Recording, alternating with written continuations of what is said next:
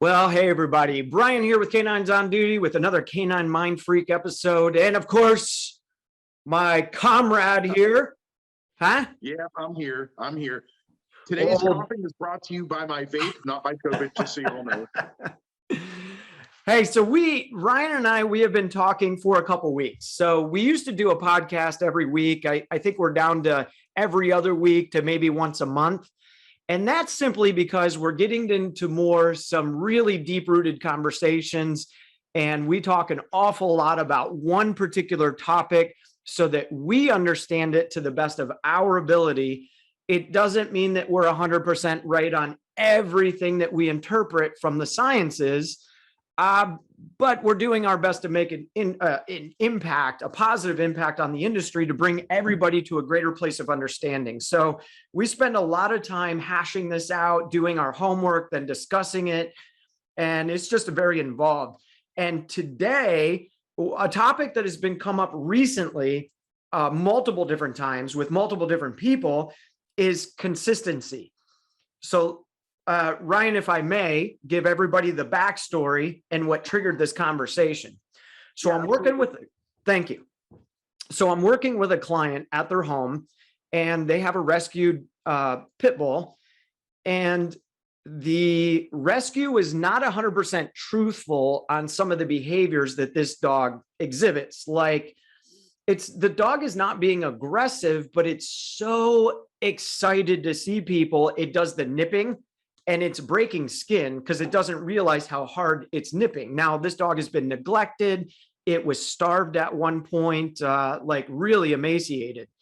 So now the dog, it has like this food obsession, right? So it's food problem, it's the nipping problem, it's the overexcitement. And in the beginning, they didn't see these behaviors. It took the dog to get comfortable. Well, then they have kids in college. They're both, the parents are both working. And so I did the first in-home, and I said, this is what you need to do. When the dog is doing A, B, C, and D, this is how you handle this. So they called me back for another appointment because they said the dog's doing great, better outside, but we're still struggling inside. And so I asked them about their consistency, and it brought up a big question.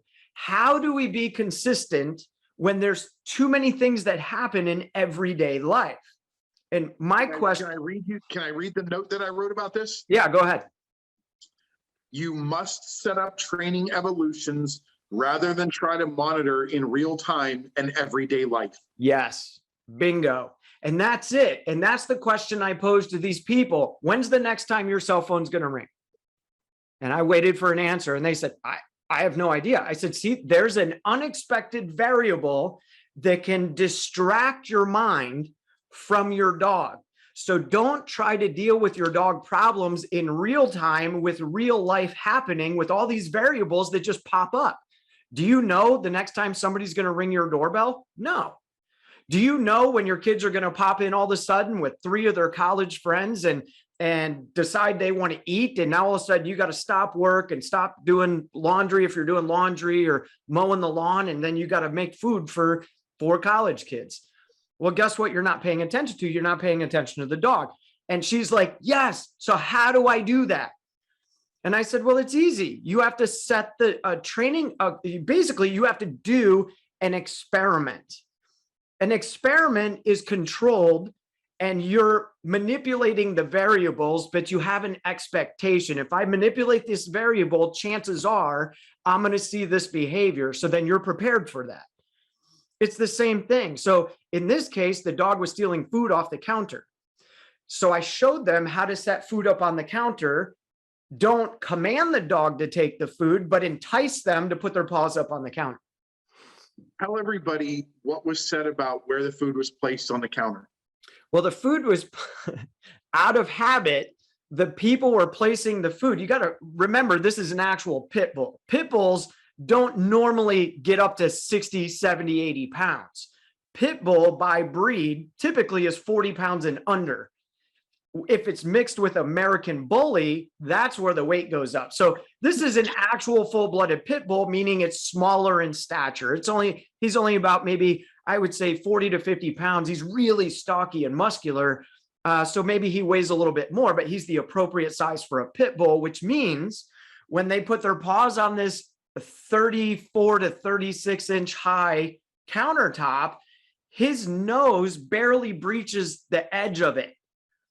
So there's no way this dog could steal food if the food was a foot away from the edge. The dog would have to figure out how to literally jump up on the counter. So I knew, in seeing the dog put his paws on the counter, I knew that they were in the habit of putting their food on the edge of the counter. But they weren't. Didn't they, when you pointed this out to them, didn't they come up with a bunch of excuses or an excuse as to why they didn't change that? It really just boiled down. Yeah, they said it was out of habit we do this. Correct. Yes. So we're just going to keep doing it. Yes. And that's the funny thing. And it's not that these people are bad people. They're actually super awesome people. I love these people. They got good heads on their shoulders. They want to do the right thing. But that goes to prove that life can cause so much stress and anxiety that we get to a place where we can't think simple and logical sometimes. I mean, that was a simple, logical solution. Just push the food back a foot to the back of where the backsplash is. Then the dog can't reach it. But because their life goes 100 miles an hour, they're like, he keeps stealing food. They were so focused on the fact that he was stealing food, they couldn't stop their brain and push the food back. It was too complex for them with all the stressors that they have. So even though it was so simple, and some people might be like, well, they're not very smart. It's not about intelligence. It's about how stress and chaos makes us overlook some of the simple things, right? Can I offer a term for that? Oh yeah, go for it. Situational management. Yes. That's a really good term. Absolutely. So how do we slow our brains down to manage? Well, that's a good question. It takes a lot of work because now I'm trying to educate another human being on how to change the thing that they've been doing for the last 20 years, every day, 7 days a week. I got to somehow change that for the sake of the dog. That's very hard to do. But that's where understanding the psychology of belief, the psychology of stress, and how that changes your ability to think clearly and to modify some of the simple things. This is why I believe that we need a separation when we're beginning training a troubled dog. You have to separate real life and set up a training regimen, or basically setting the dog up for failure. But now you're in a mindset where you can pay attention to the dog breaking the rules. And now you're prepared to offer either a corrective measure or praise at the appropriate time, because now you're focused on that one thing, the dog, because you set up, if the dog's stealing food, then put food on the counter. And now you say, well, I set that food up on the counter and I'm here with him. So if I see it, I can provide what you recommended to correct the behavior. So in other words, to dumb it down for those of us knuckle draggers, you must create training time. Bingo. Period. Bingo. You have to, there has to be, whether it's 30 seconds, 30 minutes, or 3 hours, you must block off time in order to deal with the dog and nothing else. Correct. Period. Yes. Yeah. And it's funny because you know how many handlers call me and they're like, I was trying to fix this during our last deployment. And I was like, whoa. Why are you trying to work with the dog on a live deployment? Shouldn't you be setting training aside for that? Well, my department, we're so busy, we're shorthanded. They're not giving me my training hours. Okay, but you have a responsibility, a big responsibility. So it doesn't got to happen in your off time hours. Bingo. But so many police officers and even military personnel are programmed with the idea that if my agency doesn't give it to me, that I'm not doing it. Well, who ends up paying the price? The people in the society that you're protecting. Because if your dog misses a firearm and that firearm gets used in a drive-by shooting, how many children die from a drive-by? Like, this is a big deal, and people aren't really thinking about the consequences of inappropriate training times. You know, setting up lots of cops that I've one in particular, a personal friend of mine in Louisiana. I asked him, I was at his house one day, and I asked him, how many sustainment training hours do you, or how many times do you do sustainment training per week? And he said, the fuck is that? And I said, where you do practice with your dog, you know, on detection and whatever. He was like, we don't. I said, what do you mean you don't? He said, well, every year we recertify. I said, you don't sustain train your dog? Like, you don't practice with your dog? He was like, no. And I thought, oh my God. Oh my God. Yeah. Well, why is that important? Let's look at heroin, for example. If you have a detection dog, we know, statistically speaking, that darn near 80% of all street heroin picked up off of either dealers or purchasers is only 20% pure heroin. And there's a reason why. Yeah. Cut like crazy. It is cut like crazy. On by 6 different people along the line. Yeah. For those of you that don't know how this works, mostly use non-military and police people watching, here's how it works. Majority of the heroin comes from Pakistan, right? The heroin fields.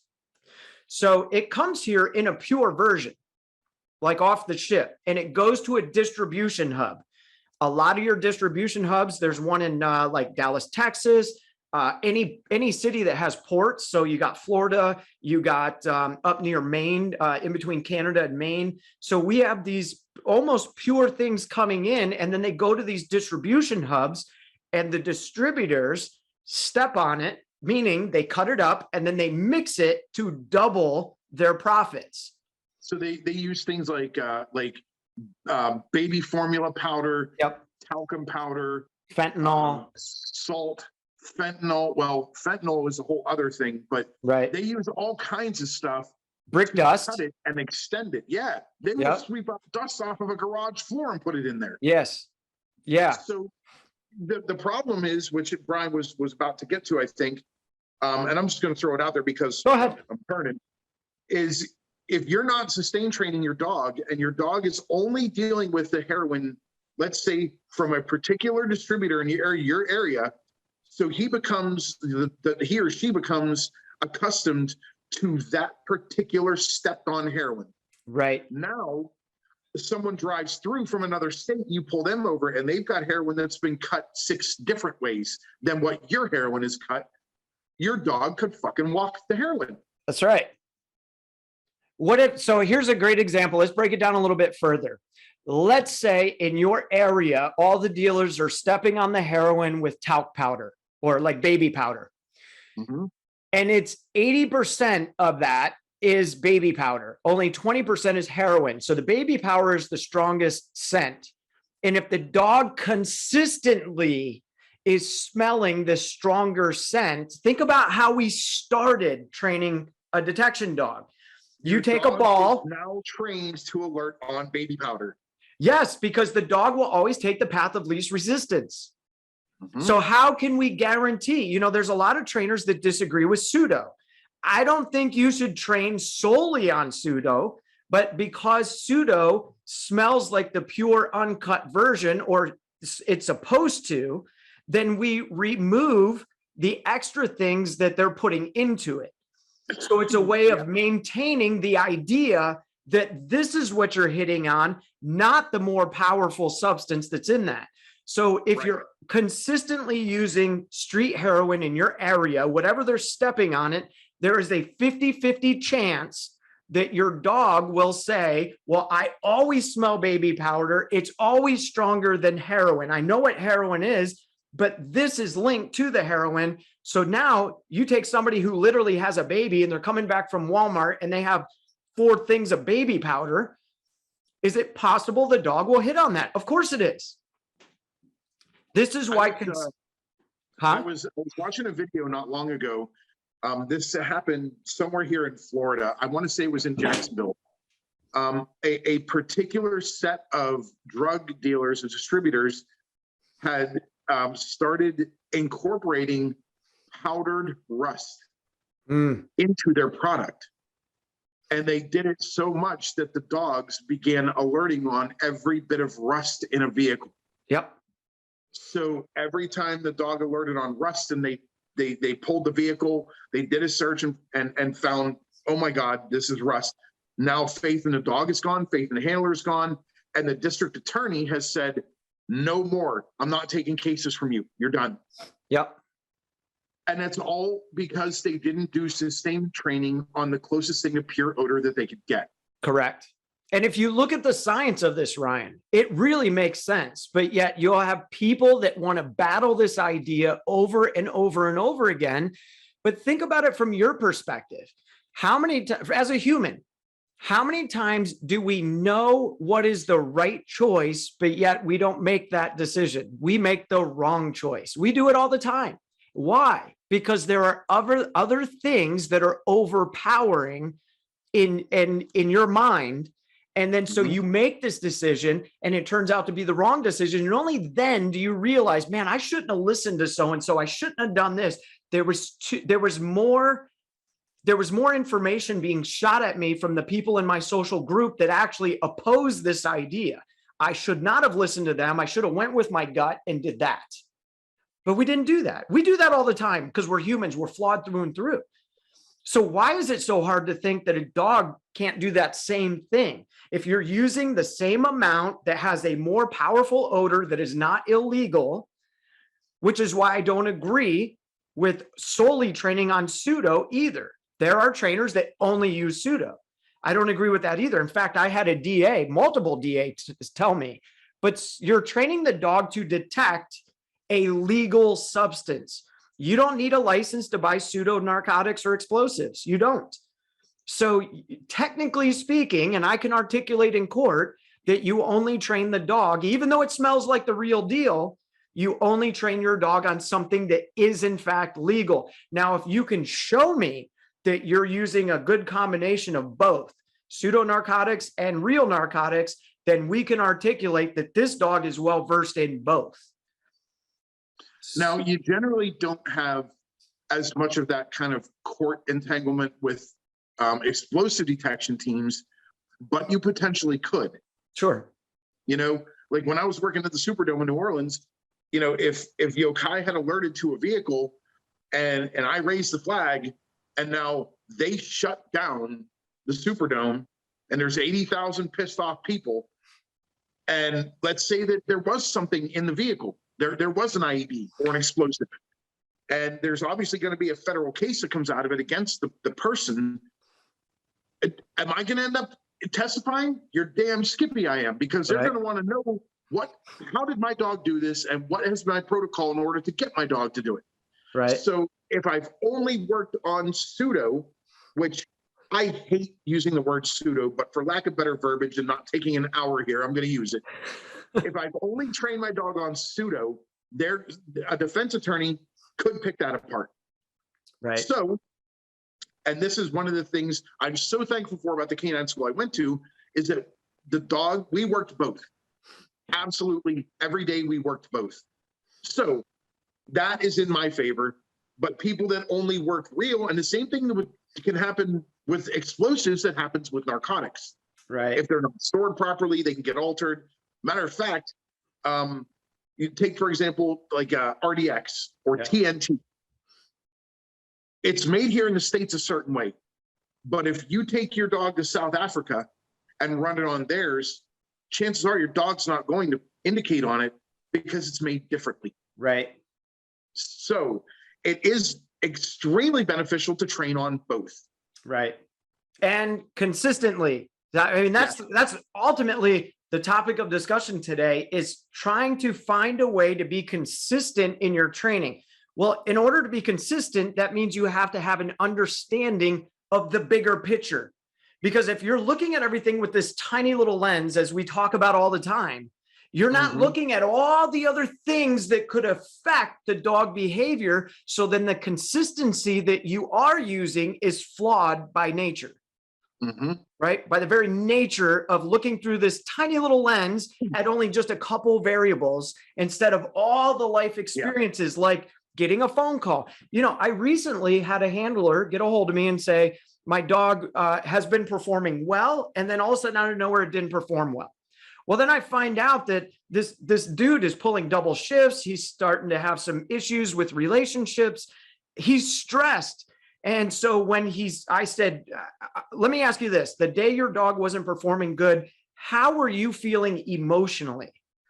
And he said, oh, geez, let me try to remember. Well, I've been under a lot of stress lately. He didn't really go into detail. I don't need the detail. He just said the magic words. I've been stressed lately. So if body language is subconscious, meaning you don't know that you're giving micro expressions, we know from Dr. Stanley Coren, Michelle Mann, and a bunch of other scientists, Monique Udell, Clive Wine, Nicole Dorey, Monique Udell, Alexandra Horowitz, I could go on and on.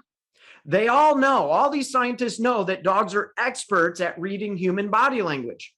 The dog knows when you're stressed. The dog knows when you're sick. The dog knows when you're tired. The dog knows when you're happy, when you're loving, because of that ability to read body language better than our closest primate, the chimpanzee. So why are we not taking into account that your behavior was not consistent because you were driven by emotions? If you don't have consistency, think about this. When you're happy and everything's going right in the world, your dog is working smoothly and better. The moment your life as the human gets disruptive, we all wear our hearts on our sleeve. And the dog notices our behavioral change, but they're not as smart as we are.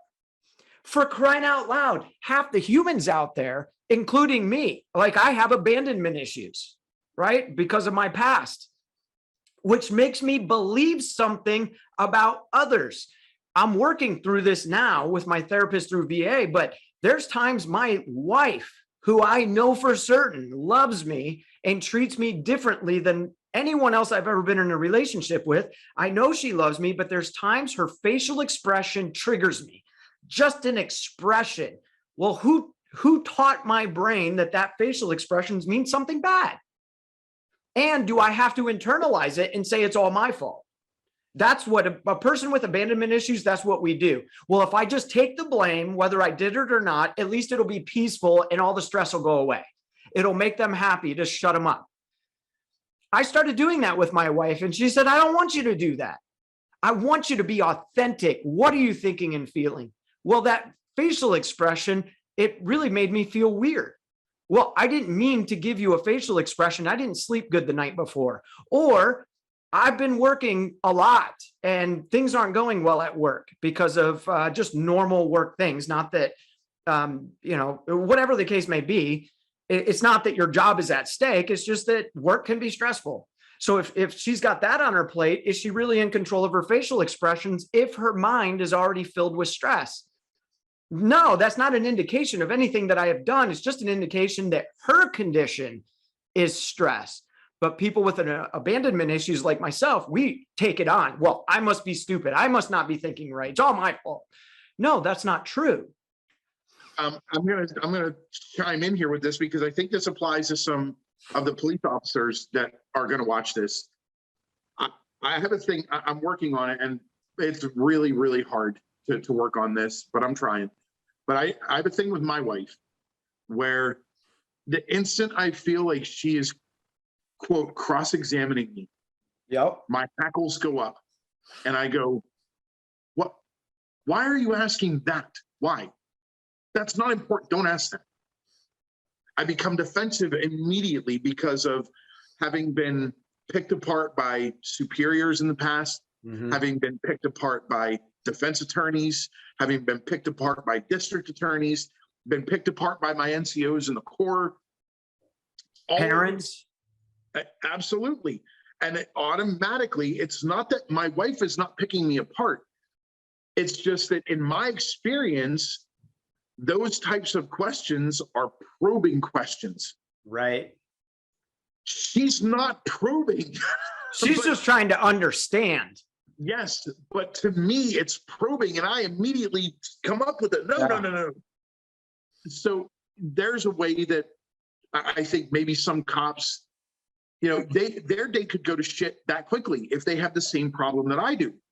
And maybe it happens before work. Now they go to work with their dog and they're in a shit mood. Yep. So you're right. There is more than one way that this cat is skinned, so to speak, because we all have our little trigger. So you've got to be very cognizant of your trigger. Right. Now think about this. We're the more intellectual species, right? Compared to dogs. I don't know a single dog that invented a car or a supercomputer. That's us. We humans did that. Mm-hmm. So we're light years more intellectual than a dog, but yet we still struggle with things. And then we say it's an impossibility that the dog is reading into it like that. But what we know is that a fully grown dog has all the emotions of a 2 to a 2.5-year-old child, not intellect, but the emotions. So they can feel love, they can feel jealousy, anger, things like that. In fact, I have the article that you and I were going over the other day, right here. The study of dog behavior in historical perspectives. The behavior of dogs was very important in early history of comparative psychology. Darwin, back in 1871, he wrote this. He said, he wrote extensively about dog behavior, intelligence, and emotions, often using his own dog as examples. He believed that dogs had emotions such as love, fear, shame, and rage, as well as dreams and the ability to imitate and reason.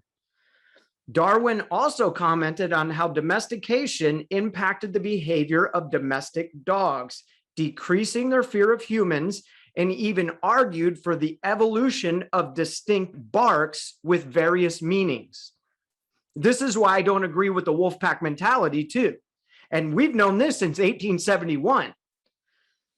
Darwin's neighbor, Down Sir John Lubbock, was one of the first to carry out experimental tests of the intelligence of dogs.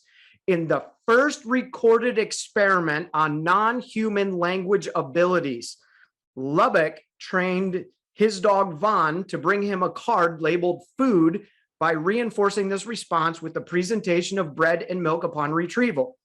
Once Van could readily discriminate between the food card and the blank card, Lubbock added more cards containing words such as out, bone, water, and tea, and reinforcing their retrieval with the action or item on the card. Although his data were, by his own admission, preliminary at best, Lubbock reported that out of 113 card retrievals, Von selected the food card 80 times and the tea card 31 times. Since the dog consumed these items with alacrity, did I say that word right? Thank you. Yeah. Lubbock concluded that the dog had learned to communicate his wants effectively, and that's Lubbock, 1889.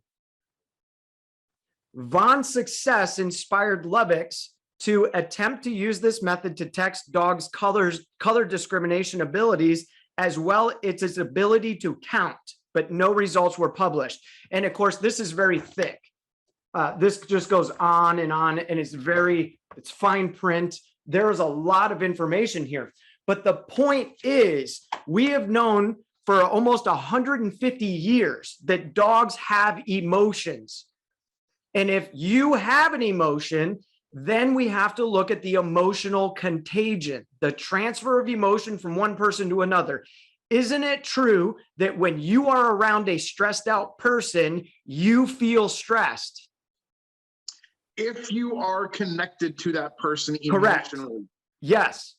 So why is it so difficult for us to understand that if you do not have consistent, pleasurable behavior with your dog, that the dog will be triggered because of your stress and your anxiety, they will feel stress and anxiety. And we all know stress and anxiety prevented my client from determining that all they had to do was push the plate of food back 7 inches and the problem would be solved. The dog would fail every time it tries to grab the food because it couldn't reach it.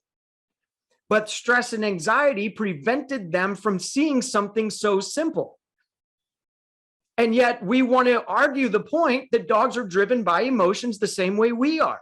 And their emotions can be impacted by the way that we behave around them. And I could give you tons of research. We don't have time for that because I'm trying to keep these, from being 2 hours long, but there's tons of research out there proving that exact same point, that the dog will be triggered based on the human's response, even if it has nothing to do with the dog. Just being stressed out around your dog will stress the dog out. We've seen this through multiple different pieces of research. And so when we talk about consistency, yes, we're trying to fix your dog problems in real time in your normal chaotic life. That's an impossibility. That's why you have to set up training scenarios that trigger the real life behaviors in a controlled environment.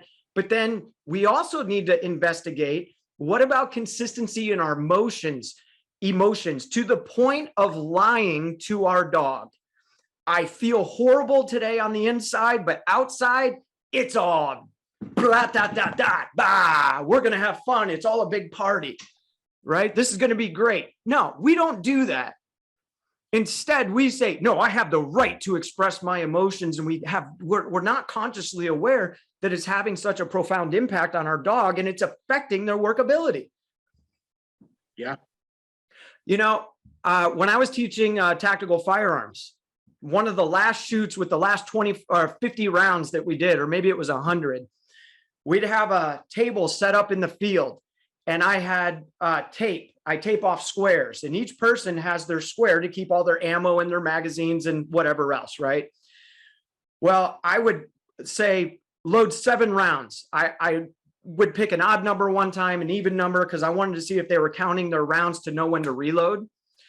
And I'd have them run. The table intentionally was 100 yards away from the 10-yard line or 7-yard line because I wanted them to run, because you get that heart pumping to stress shooting, closest thing to real life when your adrenaline's pumping.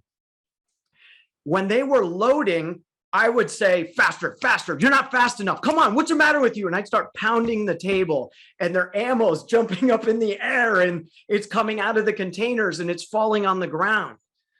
Now, these people, when it was calm, I timed most of them. The mean average for loading a magazine was roughly 50 seconds, right? That was the mean average. Some people took 1.5 minutes because their fingers and the round kept slipping over the other one. They didn't know how to do it correctly or whatnot.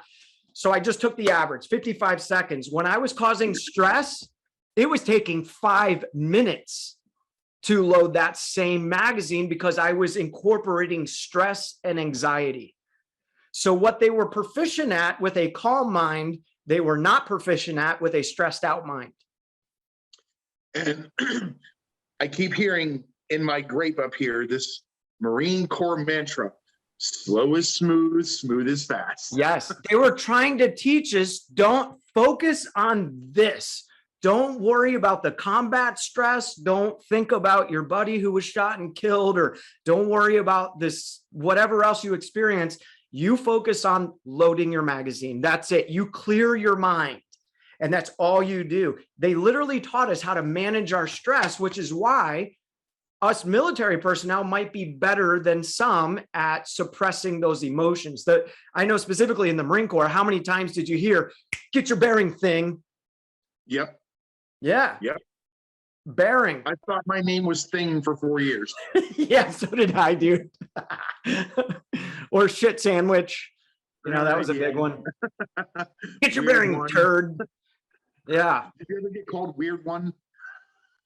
I don't think I ever. You know what? I did actually. I did. Mm-hmm. Mm-hmm. You'd never think that such a grade school insult could cut so deep. Yeah. Well, it was different for me.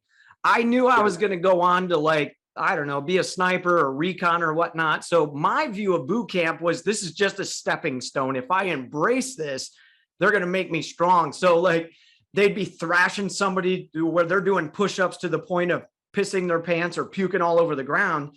And they would be like, well, recruit so-and-so can't keep up. Who's going to take their place? I was always the first one there.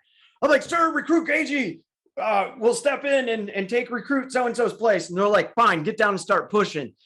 And I would just push and push and push to the point where I'm just locked. I can't go, but I refuse to go down. And finally, Sergeant Coleman, he was like, you like this shit, don't you, Gagye? And I said, sir, yes, sir. And he's like, get up, get out of here. I'm not going to give you what you want. And they would not thrash me after that. And that's when they called me the weird one. The only time I got thrashed in boot camp after that was when the whole platoon got thrashed together, because they knew I liked it. But my mindset was like, it's not that I loved it. Who likes doing push-ups until you can't move or till you puke? No one. But I just thought, well, it's going to be a lot worse training for recon or snipers. So let's embrace it. But that's the only time I got called the weird one. I didn't volunteer for shit like you did. Yeah, well, I'm kind of a glutton for punishment. You're a weird one. That's why. I wanted to chime in here. I wrote a note yesterday. Yeah. When we were talking about this stuff. Roman soldiers. You brought up the Roman soldiers. Yes. That handled sometimes 8 to 10 working dogs per soldier. Yep. And the question that we discussed with ourselves was, how did these guys handle 8 dogs at a time when we deal with people regularly who can't handle 1? Yeah. And I did some research last night. I was not able to find anything yet that is definitive answer to this, but I did find some, what's the word I'm looking for? Some circumstantial evidence in some archaeological finds. Nice. That these Roman soldiers did in fact keep their dogs in their house with them. Bonding. They did not live in a kennel and be taken care of by strangers. They were the sole responsibility of the handler. Interesting. So, that is very interesting to me and to you, and it should be to everybody who is handling a working dog, first off, but also everybody who has a pet, because the bonding has to be there. It has to. That's right. Point blank. You're not going to get results without that. Now, keep in mind too. Yes. Yeah. Now, keep in mind that I think this is an important detail. If you look at the history of those Roman soldiers, those war dogs, on average, weighed between 100 and 110 pounds. This dude, one guy, when he goes to combat, he is handling 8 to 10 dogs. That is 800 to 1,000 pounds of living, breathing, biting things. Imagine if that Roman soldier trained the dog to attack with compulsion training, and all 8 of them decided, I don't like the leash pressure, I'm going to bite this guy. Well, then you have 110-pound dog feeding another 110-pound dog. And remember the emotional contagion. Nope, we're done with this abuse. You're just not getting attacked by 1 dog. You're getting attacked by 5 to 8 of them, or 10. The handler wouldn't survive. So how did they do it? Well, you just found, I didn't even know that. That's a piece of research I hadn't even found. I didn't know that the Roman centurions lived with those dogs to bond with them.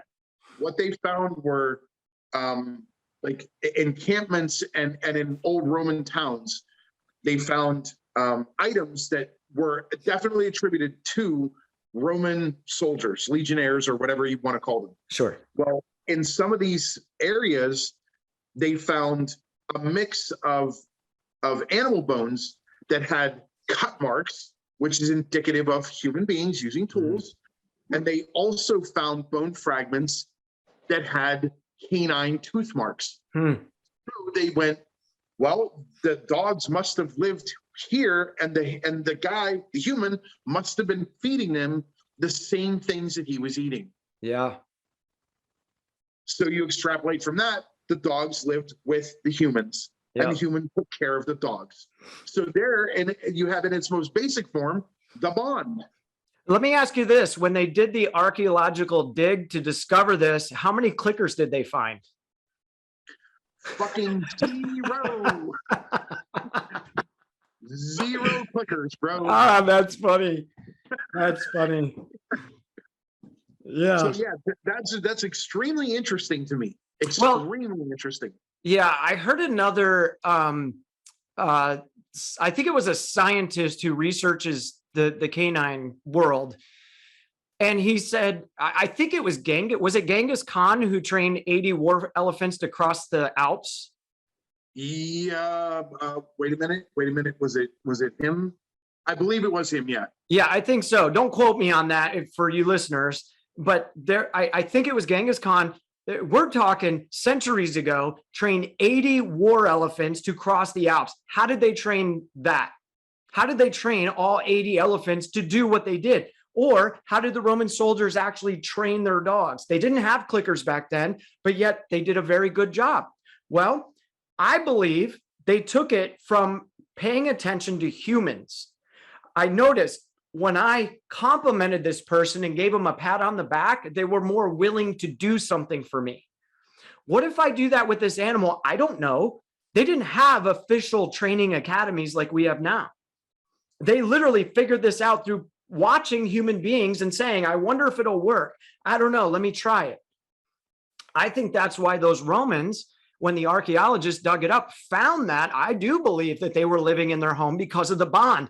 And we just read what Darwin said back in 1871, that he believed that dogs had the emotions of love and jealousy and hatred and, the basic emotions. Mm-hmm. So why wouldn't they want to bond with us? There's so many people in this industry trying to steal the emotions away from the dogs, but yet we need to know that in order to understand where the behavior comes from. I just had this conversation with somebody about aggression. And I said, what are the two circumstances in which aggression is actually used for? There's only two. It's either self-preservation because they feel like they're in danger, or killing food. It's actually designed as a primary function, safety and security, which equals food, but that's it. So if a dog is being aggressive, it means that it believes it's in danger, or it needs the food. That's where food aggression comes from. I need to have this food. I didn't have it at one point, and if you take it from me, I'll probably die. That's the belief that's in the dog's head, which equates to the aggression. In my new psychology book that I'm always referencing, it talks about how two opposing emotions cannot exist simultaneously. So you can't have aggression when there is a true sense of love and compassion. If I was like, hey, Ryan, I just want to tell you that since you and I have got to knowing each other, you're one of my closest friends, and I really appreciate that. Would you turn around and punch me in the face? No. No, because two opposing emotions can't exist at the same time. You can't love somebody and pull a pistol and rob them at the same time. You can't do it. If you are in a place of peace, you cannot have anxiety to exist in the same moment. If you are anxious, you can't have peace because those are conflicting emotions. So whatever you're putting your mind to, that's the emotions you're going to get. So if you're living in your past, like I've been doing for so long with the whole fear of abandonment, then that means if I'm assuming that even like my wife or my kids are abandoning me or giving me the impression that they might, I'm just reliving my past that I can't rewrite, I can't change, I can't go back and do nothing. So why the hell am I going to sit there and live in the past? All that's going to do is take away my success for the future. Yeah. I remember when I was in sniper school, we were up on this ridge line, and it was so cool. We had been up for about 4 days. We hadn't eaten. We're hallucinating. I mean, I'm talking to a freaking bush. My partner is grabbing me and throwing me on the ground because there was a little riverbed cliff about this deep. And he thought I was walking off a big cliff. but I wasn't. It was only about 6 inches, but his mind was hallucinating. So what we would do is, in order to accomplish our mission, he would take 15 minutes only to take a quick 15-minute nap. I would stand watch, and then vice versa. He would stand watch for me and give me 15 minutes. So it was only 30 minutes of our time. It was a great way to compensate, right? So he's sleeping and I'm on top of this ridge line and I'm just in awe. It's a super clear night. We're at Camp Pendleton. I could see all the way from Camp Pendleton to Oceanside, California. That's how high up we were. I could see all the lights and I thought, man, how beautiful is that? And then my brain started thinking. I was in such awe over the scene that I was watching. I'm like, this is beautiful. How I have taken this beauty of this world and I have perverted it based on my past experiences. And I started feeling guilt and shame for just not taking the time to witness the beauty of what is out there in the world, right? And this saying popped into my head. Those who focus on the wrongs done in the past have no vision of the rights that they can accomplish in their future.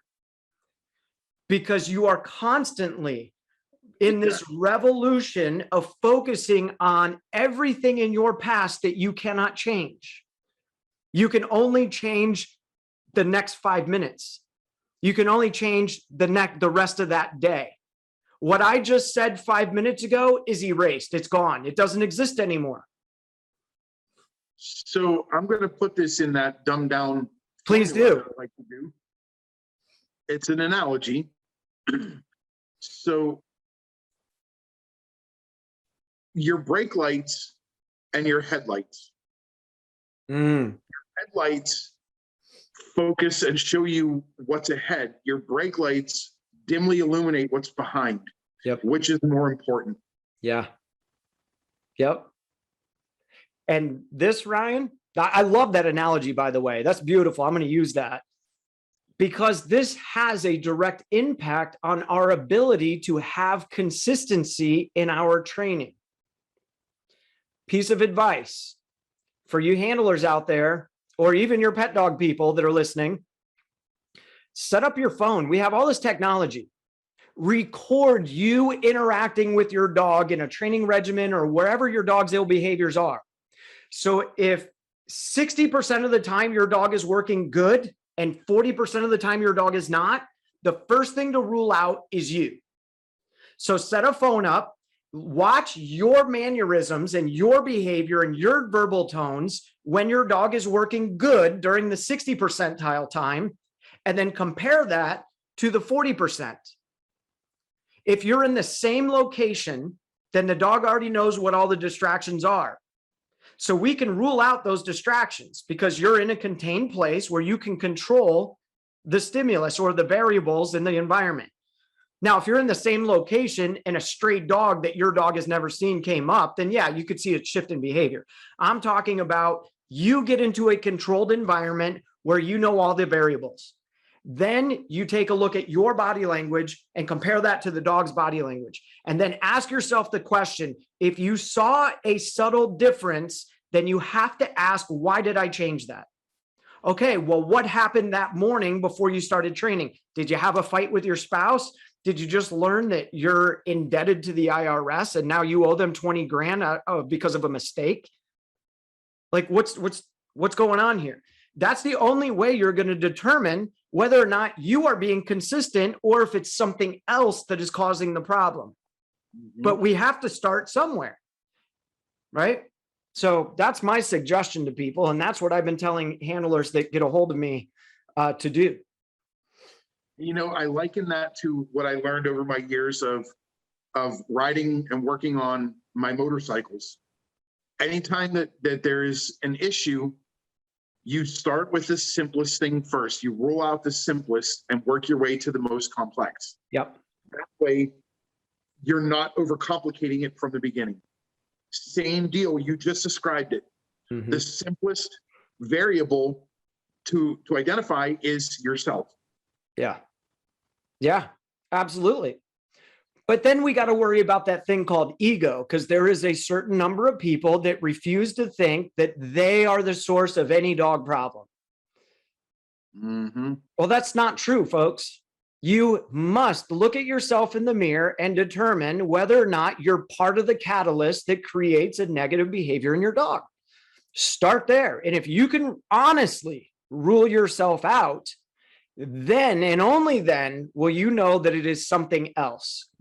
And because you've listened enough to Ryan and I, you now know, don't look at the behavior, look at everything that possibly attributes to that behavior. What variables are out there? You know, when I had my kennels, every time I worked with a dog, I had a profile form. So let's say it was just a civilian's dog. There was a questionnaire. How does your dog react to men, women, and children? Has your dog ever shown you any signs of aggression? Does your dog growl? If so, when? Because I want to know, is it a guarding growl? Is it an aggressive growl? Or is it a play growl? Or is it just a simple frustration? So I'm going to give you a term here that you can use to describe this kind of thing in the future. Yeah. The parachute. If you're going to jump out of a perfectly good airplane, do you only worry about the silk in the parachute? No. You have to worry about every line. You have to worry about every buckle. You have to worry about every stitch of fabric in your harness. You have to worry about your wind speed. You have to worry about your altitude. You can't focus on only one part of it. You must focus on everything. Right. Yes. Yep. And that's what I was doing. And I wanted to look at the data. So, you know, when you have 1,000 of these notes and at the top, they tell me what the behavioral is they're struggling with, then I can pull every file for 10 years. And I was training on average somewhere between 300 and 500 dogs a year, consistently for close to a decade, right? So I had thousands of these forms and then I would just pull out possible aggression. This is what the dog was doing. And then I would go through all the other files and pick the files that were the exact same. Then I logged the owner was doing this to combat the behavioral issue. And then I compared that with all the other people. And what I found, the people were pretty consistent. They were dealing with their aggressive dog like a spoiled child. So some of them were spanking the dog. Some of them were kenneling the dog for timeouts. And really what they were telling me was how I discipline my human child is how I'm disciplining my dog, but yet it wasn't working because a dog is a wild domesticated animal. It's not a human being. They have the emotions of a 2 to 2.5-year-old child, but they can't interpret data the same way a 2 and 2.5-year-old child does. Right. No different than a chimpanzee. The reason that we do. Right. Yeah. It's no different than a chimpanzee seeing the world different than a dog or a bird or an alligator. Right. That's the big difference. So I would see this constantly and I would say, do you know that all your dog problems, the reason why you're not fixing it is because you're not looking at how you're handling the problem. You believe because of what you've been told to deal with this. Like, for example, and you listeners, you've heard me say this 1,000 times, but look at the idea of treat-based only training. What do we know scientifically?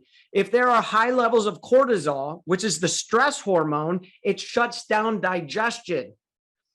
That's why you don't want to eat when you're stressed. You know, when you get that little ball in your stomach, that's because your intestines are squeezing, forcing the oxygenated blood out to the extremities. That's why when you're under severe stress and panic, you feel diuretic and you are not hungry.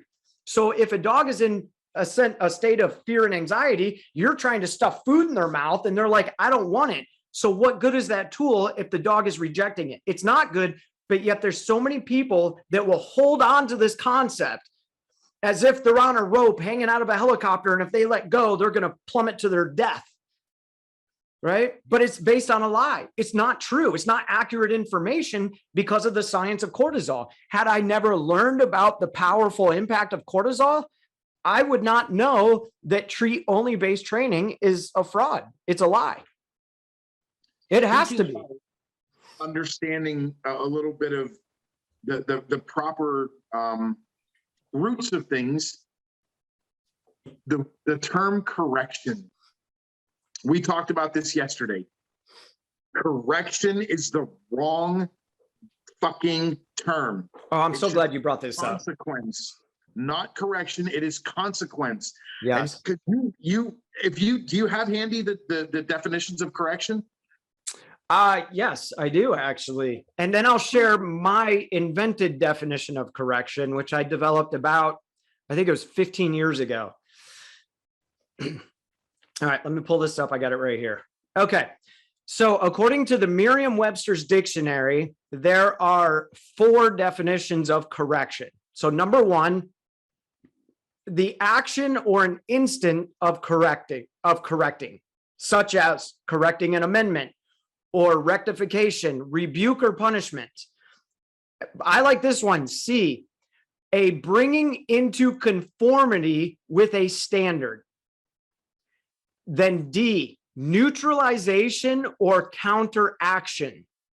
That's an important one too. Then number 2 has nothing to do with behavior. It's a decline in market price or business activity following and counteracting a rise, something substituted in place of what is wrong. That's a good one. A quantity applied by the way of correcting, as for adjustments of an instrument. The treatment and rehabilitation of offenders through a program involving penal custody, parole, and probation. Also, the administration of such treatment as a matter of public policy, usually used in the plural. But the whole point is, let's look at the main ones that really apply to psychology. Something substituted in place of what is wrong, or bringing into conformity with a standard. So my brain thought of this. How do human beings associate correction? Well, we've all had our hands smacked. We've all been spanked. I think most of us have been spanked at some point in our life. And so to us, correction is something that equals pain to make you not want to do the behavior that caused the pain. But that's a twisted way of thinking, because the truth is, what I say a correction, I think I agree with you. We should change the word correction to consequence, because consequence can either be good or bad. Now, a person that truly understands the definition of correction, meaning it could be good or bad, like the definition said, it could be punishment, or it could just be prodding someone to change their decision to go in to the conformity of the social environment. But how else can you do that? You can do it with praise. That's positive reinforcement, because the definition said to get somebody to conform to the standards. It doesn't say how you conform them. That is a corrective measure. So praise can be a corrective measure. If the dog is doing something bad and you give him a jolt, that's one way. The dog says, well, that sucks. But then also, if I want to train the dog to do a sit and I give him a pat on the head, love reinforcement. Am I still getting the dog to conform to my desires? Yeah. So technically speaking, now I understand this is very philosophical, but that would comply with the definition of correction. I think the human condition is that we associate correction with pain and suffering. That's why I want to get rid of using the word correction, because almost 90% of the people that I ask, what in your mind, what is correction? They say, well, it's something that is painful that makes somebody change their mind about doing something. And I said, that's where you're wrong. It's about interrupting the thalamus, which means it doesn't have to be painful. You just have to find a level that triggers what the thalamus does. The thalamus pays attention to a stimulus in the environment. You know, Dr. Bruce Lipton says it like this. Let's say you're a caveman and you have a bacteria infection. Your thalamus kicks in and says, you're going to die from this bacteria infection unless I tell the rest of the parts of the brain to send all your energy to the immune system to battle the bacteria infection. That's why you're tired when you get sick.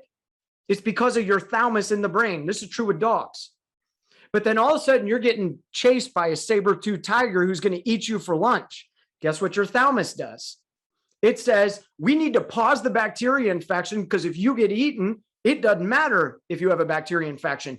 and it literally pulls the energy away from your immune system and puts it to your arms and legs. It sends that information to the motor cortex and it makes you run away. And then once the tiger stops chasing you, then your brain says, okay, cool, we avoided that. Now let's get back to feeling really tired. So because we're going to push all your energy back to fighting this bacteria infection. Right? So that's what a consequence does, whether it's a positive consequence or a negative one. It makes the entity think about what they just did. Did it work out well for me, or did it not work out well for me? We have to remember the definition of learned helplessness too. I use that to my advantage all the time, because the definition of learned helplessness is a sense of powerlessness derived from a traumatic event or a persistent failure to succeed. Sometimes my training is no correction given by me. And what I mean by this case is a tug with the leash. Let's say I have a dog and I'm actually working with a client right now. Her dog wants to attack other dogs. So I said, put him in a down and stand on the leash and ignore him. You stand there for the next hour, because I'm trying to induce learned helplessness. So I'm not the one tugging on the leash. Every time the dog lunges, he's tugging himself. Therefore, the dog associates the act of lunging with something that he created himself. Because I'm not up here doing this. He didn't see this. I'm standing on the leash. And you let him try and try and try. And we hope that in the majority of the dogs, they go into learned helplessness, which almost all of them do. Man, I've been trying to attack this other dog for the last 10 minutes and I'm not getting anywhere. And that's when we see them just quit. That could be considered a consequence. The consequence is you can try and try, but I'm going to remove all your problem-solving abilities. Now, what do you have? There's only one option left, and that's to sit there and shut your mouth and get love and affection. Mm-hmm. Your call. I don't mind going back to ignore you for the next hour, but when you finally shut up, I'm going to take a knee and just love the snot out of you. So now go ahead. You have the negative consequence of the dog yanking itself, going into learned helplessness, yep. And then immediately you provide a positive consequence. Right. So there you have it. It's not so much a correction, but it is consequences to the action. Correct. Yes.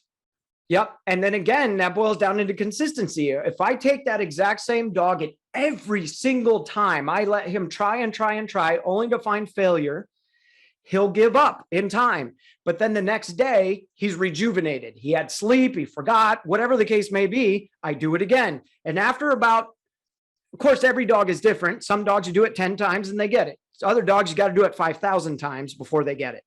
But either way, if I am consistent and I don't give into impatience, because that's what happens. I've done this 20 times. Why are you not getting it? And that's where they go to ripping the dog's head off, because now the dog doesn't even want to think about attacking, but now the dog has fear of the handler or the leash.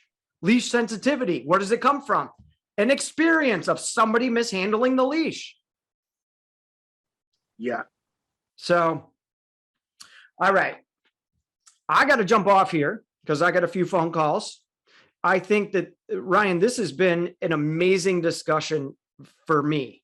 You? Me too. Yeah, absolutely.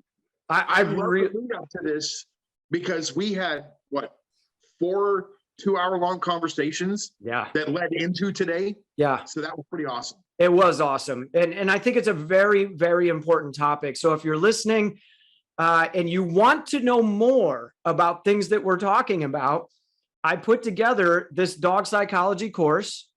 It's 4.5 hours. It's affordable. There's no reason why you shouldn't take it. If you're listening to this and you're like, man, I didn't know that about the thalamus, or I didn't know that about emotions. You don't know what you don't know. I put this class together and I made it affordable to prod people to take it. Now, listen, it's not my information. I'm a good teacher. So I'm good at taking a piece of science, breaking it down into layman's terms to my layman's terms. Ryan is a good co-host because he breaks it down even further from his perspective. It's all, we have a great dynamic here. We put all this information in this one course so that you can know what is actually happening behind the scenes of the mind. Without that, you're spinning your wheels. You don't know truth from a lie. So you could be led astray because you don't know the knowledge. I just had a cop call me this morning who bought the class and took it last night. And he's like, dude, that was so profound. He's been a cop for 8 years. He's trying to be a canine handler. And he's like, I asked some of the other handlers certain questions. They couldn't give me an answer. But your class gave me all the answers. Now I don't even have a dog, and I feel like I know more than them, and they've been to school. That's why this class exists, folks. So don't hesitate to take the class. Yes, I never wanted to be a pushy salesman, and I'm trying not to be, but I know the value in this class, right? Without the knowledge, we're just guessing. Well, if you truly love your dogs, I mean, do you really want to guess with people that you love and it could equal life or death? No. Why are we doing that with our dogs? Get educated. That class is there for you. I'll post a link. So you just click on the link, you can purchase it, and you could be watching it tonight if you want to, or over this weekend. So take a look at that and see if it's right for you. I guarantee you it is. You need to know this information. So I want to thank everybody for tuning in and for your consistent support. I really appreciate all the supporting comments that both Ryan and I have gotten over the last 6 months. We really appreciate that. That's our positive reinforcement to keep bringing this content to you, because our podcast is free. We don't get paid for this, folks. We're doing this because we love dogs and we love people, and we want to see humans treat dogs better.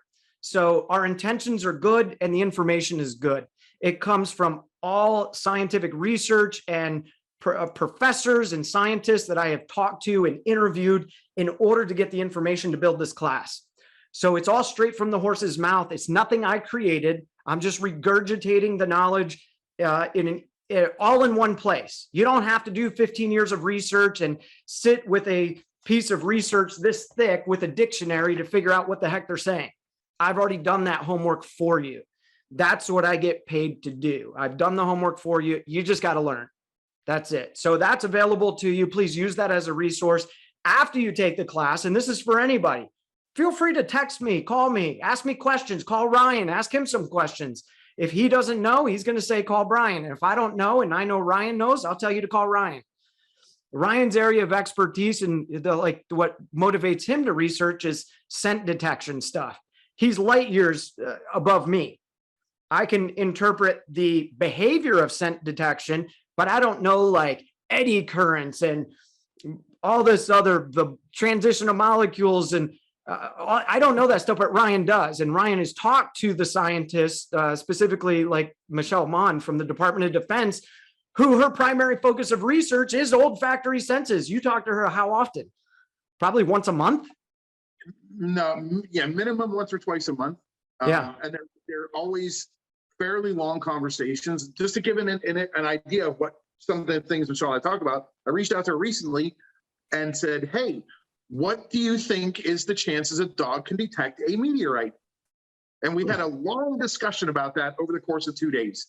That's awesome. Because I went, I wonder, because I saw a guy on television who claimed a dog could do it. And my brain went, could this be real or is he full of shit?